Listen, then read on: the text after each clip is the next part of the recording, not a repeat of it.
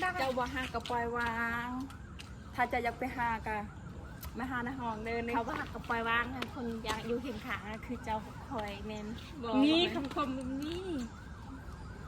เนาะมันเป็นแผลเขาเข้าใจ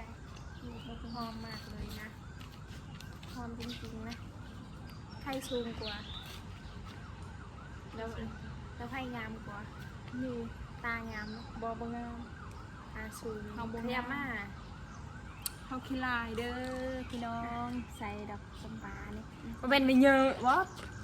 เยอะบ่ ไปไหม ไม่เป็น เดี๋ยว งาน ต่อเขาเพื่อนอันนี้คือน้องสาวเราเองมาแรกๆตามทุกปีเลยว่า มันมีกระดำนะ เป็นขาวละรับฟัง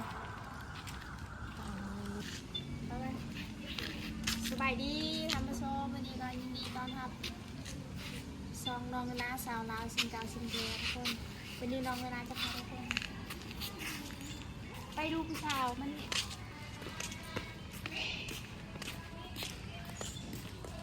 ผู้สาวเดี๋ยวขอคมๆเลย น่า ใกล้ ไม่ทุบพื้น ๆฮะ ไม่ทุบพื้น ตีไทยเรียกพอคมๆเลยผู้สาวเดี๋ยวก่อน ด้วยด ผ้าดำมาตัดคมๆเดี๋ยวไป ำพร้อม พอคมๆเดี๋ยวจะให้ตาคำคมฟังคม ฟังคมถ้าเขาบ่ฮักก็ปล่อยวาง อย่างอีก เอาไปเลยอย่าอนุญาตอะไรเดียว คำคมอะไรอีกสบายดีท่านผู้ชมนะคะ มันนี่สวัสดี สบายดีทำออแอร์ทำนิดนึงทำอะไร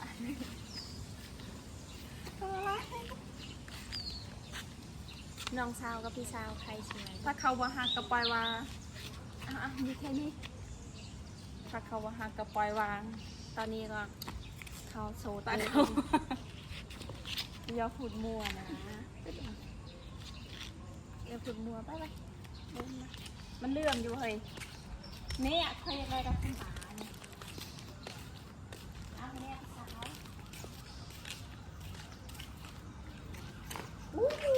ขนมดัง เจ้าบ่ฮักก็ปล่อยวาง ถ้าจะอยากไปหากะมาหาในห้องเดิน เขาบ่หักกับปล่อยวางคนอยากอยู่เห็นขาคือเจ้าคอยเน้น มี มี คำคมนี่ เนาะมันเป็นแผลเขาเข้าใจหอมมากเลยนะหอมจริงๆนะไข่ซูมกว่าแล้วไข่งามกว่า นี่ ตางามเนาะ บ่งาม ตาซูม เอาบ่งาม เรียบมา เฮาขี้ลายเด้อพี่น้อง ใส่ดอกสมปาเนี่ย มันเป็นไม่เยอะบ่เยอะบ่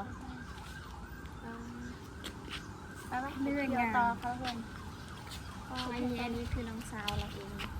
มาแรกๆตามทุกปีเลยว่า มันมีกระดำนะ เป็นขาวละรับฟัง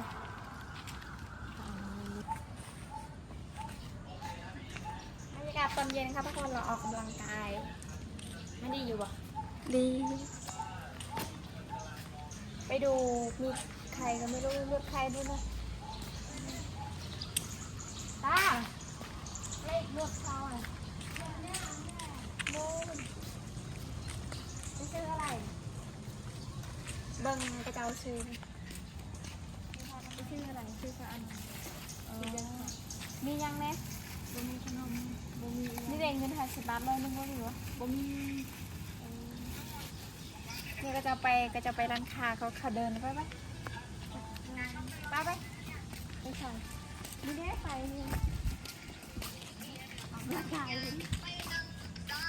ดินเพลงนี้ไป เปิดเพลงตา ไม่ต้องเปิดเพลงเล่นเลยอย่าเต้นนะดีไงเป็นภาพประมาณเป็นเพลงมือตาใส่ชุดอันนี้ ดาราบ่ นี่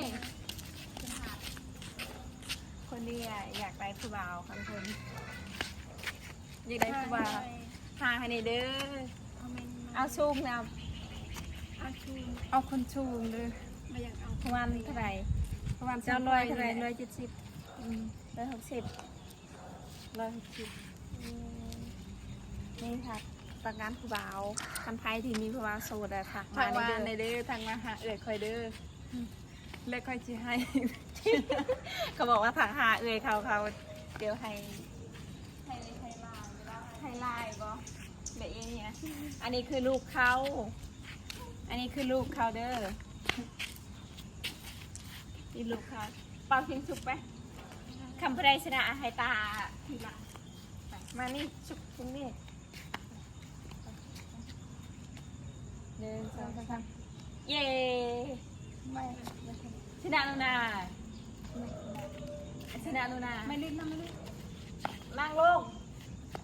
นั่งลงพอแล้วเท่านี้แก้วยกขาเองนะโอ้ยนั่ง ตัวใหญ่บนฉากเลย แก้วไม่แพ้จำเอาดี เอาพอแล้ว ๆเป็นซองเลยนะ ลิ้นเนี่ย ตอนนี้ยังดีๆเนี่ย ฉันดีไม่พอเดี๋ยว ไปให้ทุกคนไปตามดูดิมีในโทรศัพท์มัน